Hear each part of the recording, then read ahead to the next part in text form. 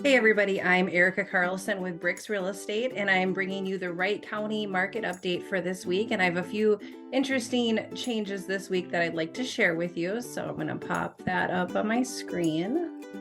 All right, let's get started. So all the little green dots are our active or coming soon houses. So there's a fair amount of choices. In fact, you can see on my screen that there's just a few more than last week, so nothing significant, but it is interesting that the number has gone up week over week recently. So there's just more inventory out there for buyers, which is not actually great news to you if you're trying to sell a house.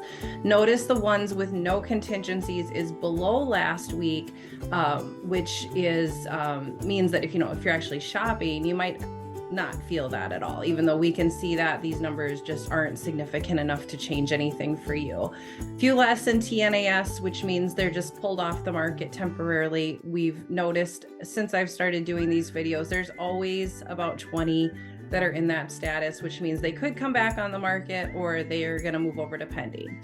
Jumping down to pending data, very interesting this week. Huge change over the last week in particular. So the houses that went on the market have already gone off the market, which means a lot of people had their homes priced right and prepared correctly for the market. So they got quick sales and they're in pending, and now they're, of course, in that limbo state, waiting until their closing date.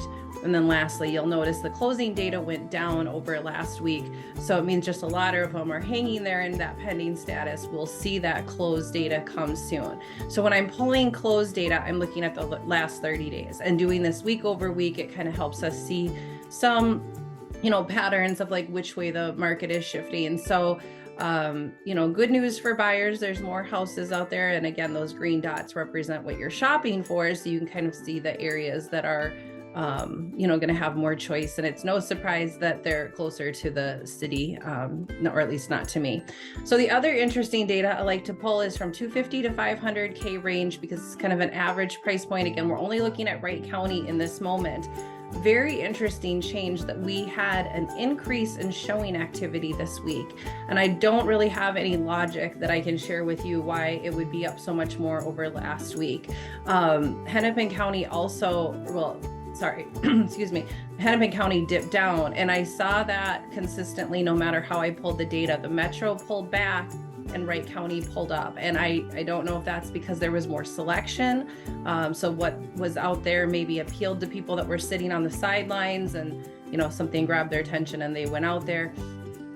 I don't know, but it is interesting to see it bump up so much more over last week. So if you're having trouble interpreting my column, it means 4 to 5 showings in the week was normal for anybody selling a Wright County house. I have one in Monticello. We also noticed a nice showing activity, and we saw that 5 showings a week were common in Monticello. So every city has its own story. This is just an average for the entire county. So on the bottom, the average days on market, if you're selling a house, 40 days is average. You cannot necessarily anticipate that your house is going to sell the first weekend. Of course, averages are just that. You take the ones that are on the market for 200, 300 days, you average that against somebody who sells in one day. We kind of land in that middle at that 40 days or a median of 20. So that data is always 1 month behind. Hard to completely interpret how that's going to affect how long it's going to take you to sell your house. Work with your real estate agent to get a better idea of what those numbers will look like for you. All right. Every week, kind of the same conversation. We are in a seller's market. We've been in a seller's market since 2012. I know a lot of buyers are on the sidelines waiting for this market to crash. The reason we do not believe it crashes as professionals is because there is no inventory. Unlike the 2008, 2009 dilemma, there was a surplus of inventory. There was too much choice, which led to the prices going down. And so I know a lot of people will tell me privately or even publicly, I want the crash. I want a great deal on a house. And at this time, interest rates hover right below that 7% to 6% mark. It depends on the day. It's completely volatile.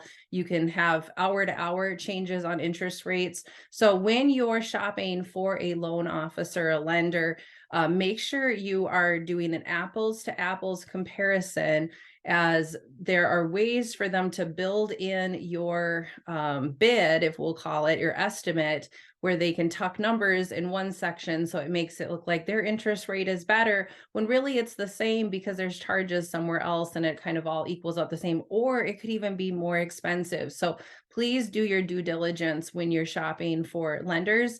Highly recommend reliable and local people with great reviews. Do your homework and look them up. What type of feedback are you seeing regarding that they're, I know it's hard as a consumer to see how much volume or how much production they're doing, but I think you can ask questions about how many they sell a month and compare that to somebody else. So always try to shop 2 to 3 lenders before you pick the lender you're planning on using. All right, kind of went off on a digression there. In conclusion, if you want market data for your neighborhood, the best way I can offer that for you is clicking the link, and you can enter in a little bit of information, how many times you want the market report. It could be annually, monthly, whatever suits you. And this is not just for people thinking about selling a house or even buying a house. It's just great data for an area you're interested in. And so I've got them set up for Buffalo, Rockford, Delano, and St. Michael. They're already automated and set up. If you want a different city, you are going to have to reach out to me individually. My information is also in that link, so you can get a hold of me easily to find out exactly what's going on in your neighborhood. The best data is probably a half-mile to mile radius in terms of the type of property you own. So if you have a townhouse, you just want to look at townhouse data. It's a house, you want house data. So make sure that you're specifying. If you do decide you want to set up a market report with me, it is free. It's something that I'm happy to share with you that comes on my dime, not yours, and I'm happy to share it. So my number is on the screen. That's my website. You can use it to start searching for houses or learn more about me. I'm so happy you made it to the end of the video. I will come back next week and share what has changed in our market next Wednesday. Thank you again. Have a great week.